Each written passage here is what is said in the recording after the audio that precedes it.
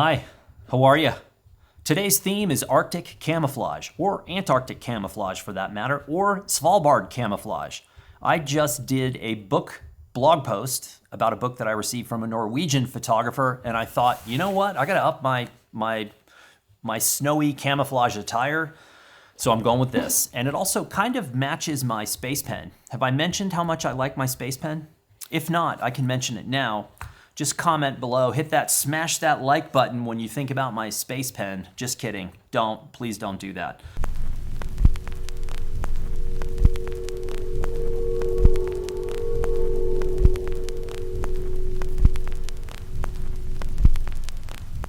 Today we're talking about this, which also matches and could actually almost completely blend into my Arctic camouflage. This is a little shifer.media promotional piece that I carry with me in my bag all the time. But why, MILNOR? Why in 2022 would you take something like this, so seemingly inconsequential, and carry that in your bag?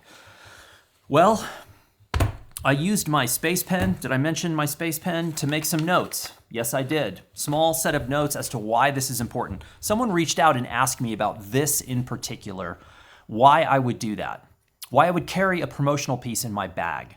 And I think it's actually a really valid question, and I'm gonna do a fancy schmancy top-down in 4K 24p with my iPhone here in a minute, because I can, now that I'm a filmmaker.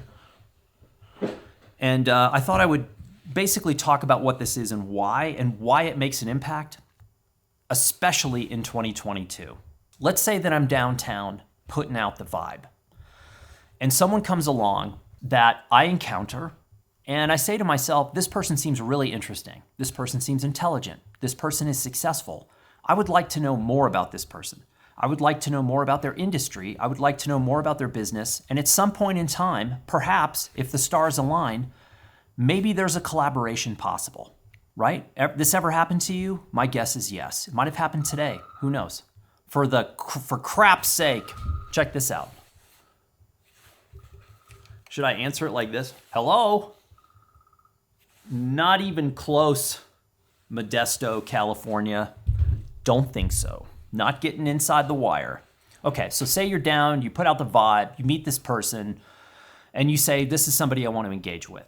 You have options. You are now, my friend, like Robert Johnson, standing at the crossroads, waiting for the devil to come take your soul. Option one, you could say, here's my phone. Look at my Instagram feed. Or you could say, here's my Instagram handle. You can look at it on your own phone. Now, on the surface, you might go, I'm high tech, I'm modern. That's what all the cool kids are doing. That's what I should be doing. And yeah, it's an option. And I'm not saying it's an option that you shouldn't have. I'm just saying it's not an option that I would choose. Number one, the second you meet someone who is successful, business-wise, creative-wise, intelligence-wise, in my mind, the less likely they are to be on social media. That goes back to all the clients I've had over the last 10 years, especially the high-level clients. Most of them are not on things like Instagram, and they certainly don't have clients that are on Instagram. So you're banking on the fact that they're on it when they may or may not be. Secondarily, when you throw your hat into the Instagram fountain, you are now in a pool with hundreds of millions of other people.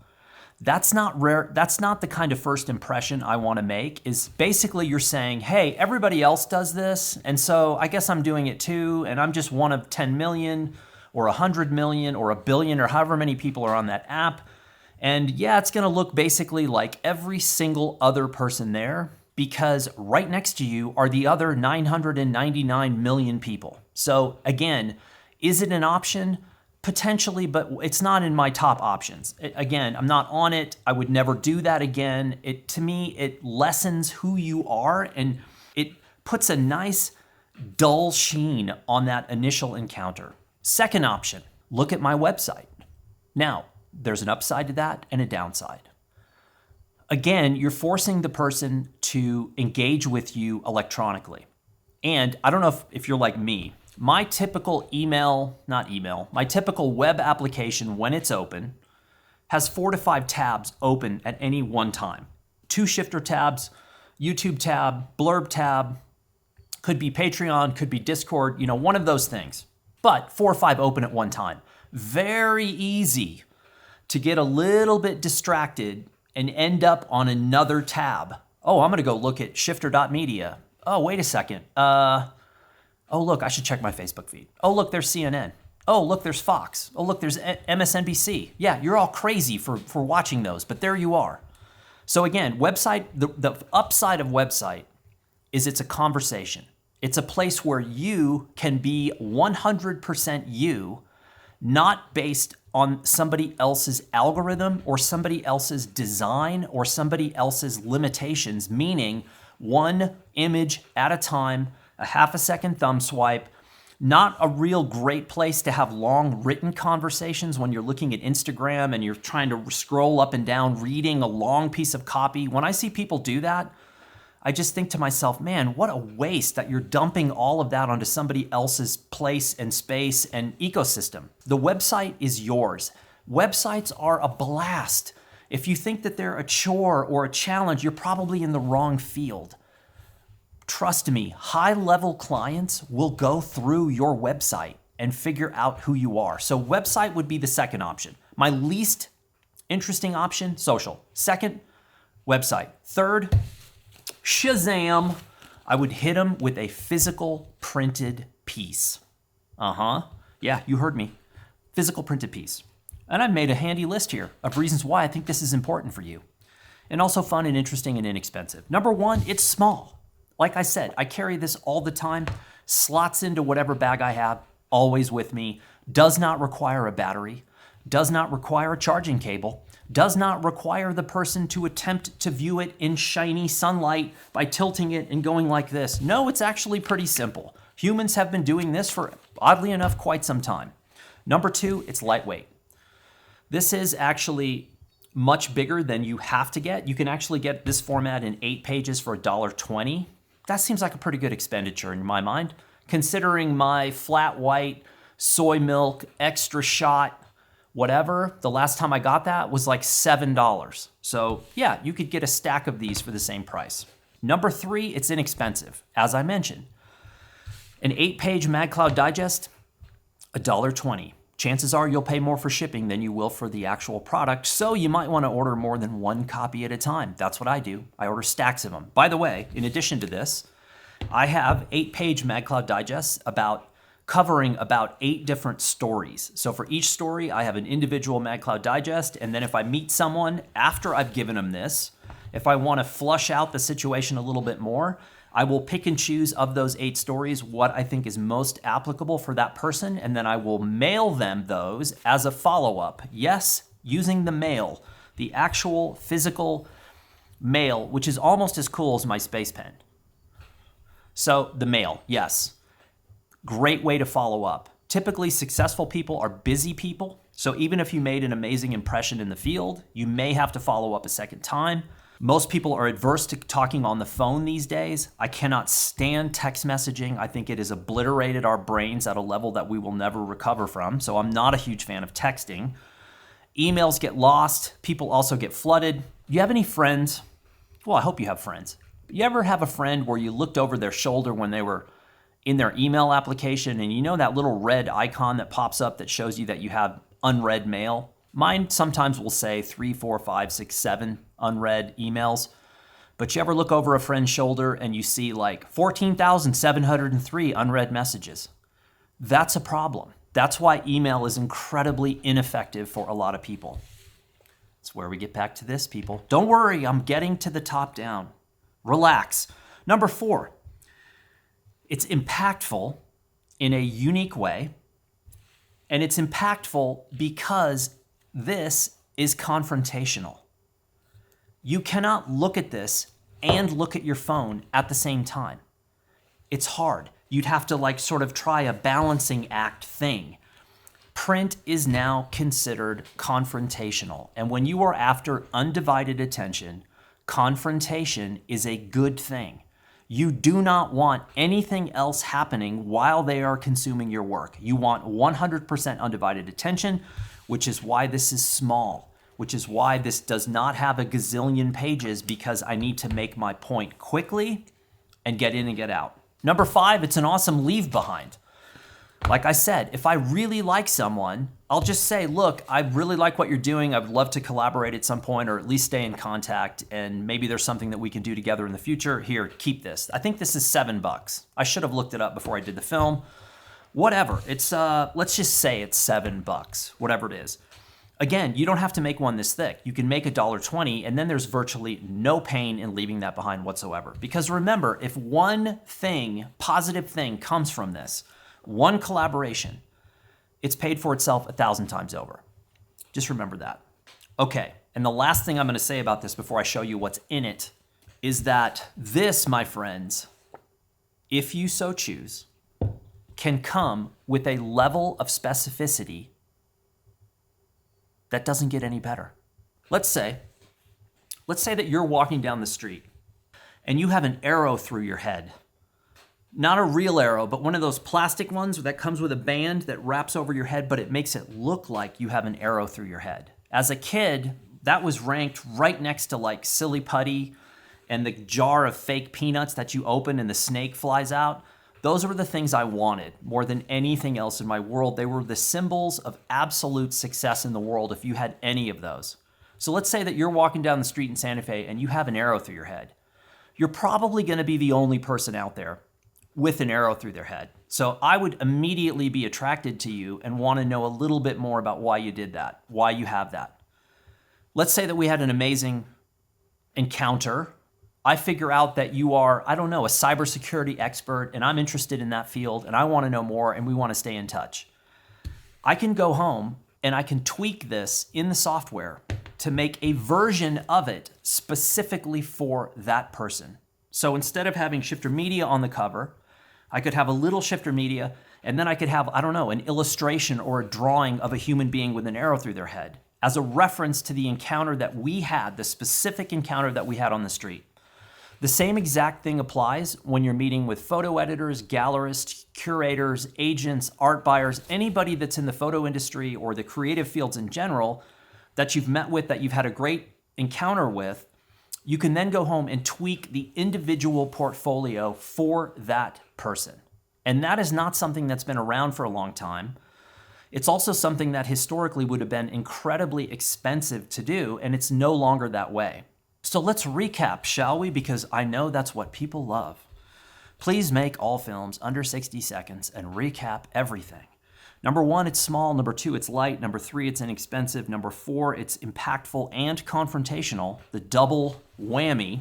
Number 5, it's a great leave behind. And number 6, it comes with a specificity that is really powerful. So that's why I carry this thing. That's why I make it. Again, I am not actively searching for jobs in photography. I gave that up 12 years ago, and I am wildly happy with my decision. However, I still purposely go out of my way to try to find people who are more intelligent than me, more successful than me, and interesting people that at some point, in some way, shape, or form, I would love to collaborate with. So let's have a look at what's in this damn thing, and then we can get back on with our days. Later. All right, you jackals, we're gonna see how this works. I have no idea if the mic's good enough. This is 4K 24p because, man, every single picture I have ever made deserves it. And oh, by the way, that and that, it's intentional. Have I mentioned my space pen, how much I like it? Okay, 5 1/4 by 8 1/4. It's small, pretty simple, right? All right, let's open this baby. Now, you know me, I'm a bit on the odd side.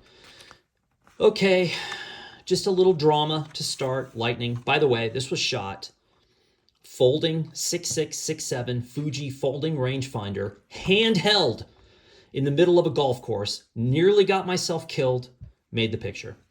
Portrait, small copy block of just a little taste of text. Do not be surprised if no one reads it. Also, do not be surprised if people open this from the back. That is very, very common because most people are right-handed. The publication will go in their left hand and they will open it like this. This says, I'm not on social, email, call, or write me a letter. Okay, you might think that's inconsequential. That's there for a reason. I don't want people to email me. I don't want them to text me. I don't want them to look for me on social. I want them to think of me in my own little creative space. Okay, a little self-portrait. The Blod. This is all one image, by the way. shot at the 9/11 memorial. Again, a little copy. Don't worry about it. Probably no one else is going to read it. Okay. Because I do several different things, I wanted to sort of chapterize this book. So this first thing says reportage and has a nice little Webster's Dictionary description of what it is. And then, boom, I start hitting people with the kind of work that I want to do. Let me repeat that. I show the kind of work I want to do. Not the work that necessarily I've been assigned in the past, but what I want to do. This is scratch and sniff, by the way. It smells like oil. Just kidding. Okay, I hit a one little tiny bits of color in here, but primarily I'm a black and white guy, and that's what I want to get across. But there's always that person that if they see an entire publication of black and white, they're going to go, oh, he doesn't shoot color. He probably doesn't know how. The poor guy, he just never learned. So I put it in there. Then I try to use an interesting type in an interesting way. This is an image from off the coast of Lima, and with some copy over the top of it. Again, is anyone ever going to read this? Probably not. And I'm jaded because I've seen people not read things for the last 12 years. Okay, a few more images, the kind of work that I really want to do. These are images that I would call signature photographs of mine. People who see these go, I know who shot those. That's the point. A couple of more. Nice little action shot. These are from the Republican National Convention or the Democratic National Convention in downtown LA. I frankly don't remember what party was having the party because I've shot so many different conventions over the years, I lost track. But anyway, again, signature pictures of mine. A few more. This from Peru. This is obviously not the United States. So I'm giving people an idea too that I'm traveling, that I'm not just shooting in the United States. And also in case they can't quite get it, sure enough, there's a little caption. Peruvian Amazon, Cusco, you get the picture. No pun intended. Now I hit you with a little Sicilian Easter, little religion in Italy project coming at you, huh? How do you like them apples? Okay, now I go to the next part, and this is about dispatches. This is the second chapter. This is about interviews with creative people. So now I am showing basically portraiture. This is actually my neighbor here in Santa Fe. She's an incredible artist that uses these giant flamethrowers to work with reclaimed cottonwood. It's pretty fantastic. But now you're starting to see, can this guy do portraits? Yes, he can. And oh, by the way, not just straight classic portraits. Frank Jackson, by the way, LA-based photographer. If you don't know Frank, look him up. He's one of the most unique photographers I've ever met. And then this is actually Frank's journal. That's his journal, and I photographed him through his journal. So I'm showing like a secondary layering of what how I think. And again, that's Frank. Frank being Frank. That's Jeff Frost. He's like a 5-tool player artist out of California that makes films and creates his own music and does 3D paintings and all kinds of stuff. I have several of his prints hanging in our house right behind me as we speak. And again, these are like what I would call environmental portraiture because a lot of clients want this kind of work, and I actually really like this kind of work.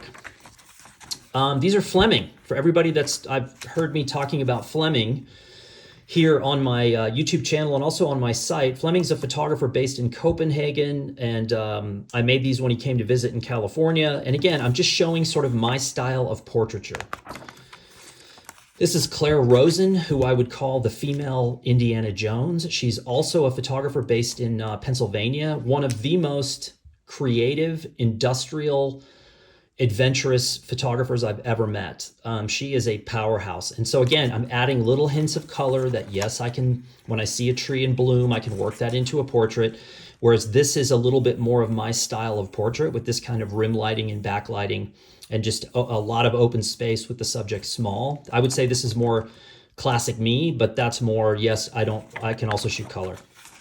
That's Vince Koloski, who is a book artist in San Francisco. That's Clay Lipsky, who's a photographer in LA. Again, that's Maggie Stieber, the famous photojournalist. That's Donna Enid Napper. When I took this, she was running the museum in San Jose. And that's Ted Gogol, who's an author who I think now is back in New York City, but when I photographed him here, he was in San Diego. I met him in Guatemala in the mid-90s, amazing writer. And the last thing I have in here is just some written pieces. because this was a piece that I wrote that got syndicated to like 300 newspapers a long time ago. And again, a lot of photographers are not known for writing. And so I wanted to put something in here that showed that I could string 2 sentences together. And look at this guy. Nice little 45 action and some cash. Those are 2 things that seem to go pretty well together. And this was about my first time getting shot at. And this is from New Mexico, just figuring out my sort of ongoing project here. That's actually not New Mexico, that is. Again, just ending with a couple of images. And then, lo and behold, there's good old me. Probably the most impressive photo in the whole thing. Just kidding. Anyway, that is my promo piece. Crying is normal. You might feel a little pressure. Yeah, so what'd you think? Am I a genius? Like I said, is this a perfect device? No. Is my design perfect? No. Is my photography perfect? No. But I have to say, this thing has become very important in my little quiver of tools that I carry. It's also gotten me work in the past and jobs and things that I wasn't even really looking for. But again, it helps me encapsulate who I am briefly. You want to know more? Here it is. Adios.